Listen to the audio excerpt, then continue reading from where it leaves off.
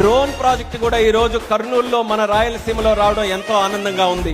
మొట్టమొదటగా కేంద్ర మంత్రిగా అయిన తర్వాత ఆంధ్రప్రదేశ్ రాష్ట్రంలో ఏదో ఒక కార్యక్రమం మినిస్ట్రీ ఆఫ్ సివిల్ ఏవియేషన్ నుంచి చేయాలని చంద్రబాబు నాయుడు గారితో డిస్కస్ చేస్తే ఆ రోజు డ్రోన్స్ మన భారతదేశానికి ప్రపంచానికి టెక్నాలజీలో ఫ్యూచర్ డ్రోన్స్, అలాంటి డ్రోన్స్ కి మనది క్యాపిటల్ కావాలని చెప్పి ఆ డ్రోన్ సమ్మిట్ ని విజయవాడలో మొట్టమొదటిగా మనం ఆర్గనైజ్ చేసుకున్నాం.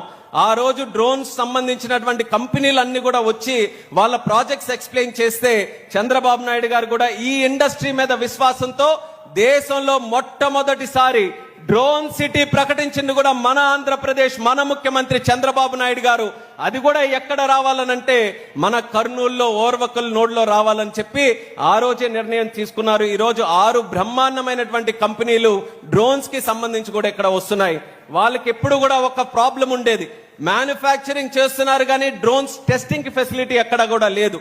అందుకనే వాళ్ళను కూడా కర్నూలు ఎయిర్పోర్ట్ తో కనెక్ట్ చేస్తూ first time in the country sand box facility drone testing కూడా మన ఆంధ్రప్రదేశ్ లో కర్నూలు ఎయిర్పోర్ట్ లో ఈ యొక్క డ్రోన్ సిటీని కనెక్ట్ చేసుకుంటూ మొదటిసారి మనం చేయబోతున్నాం.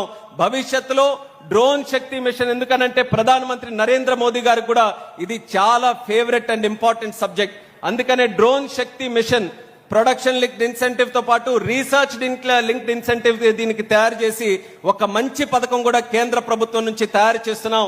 దాంట్లో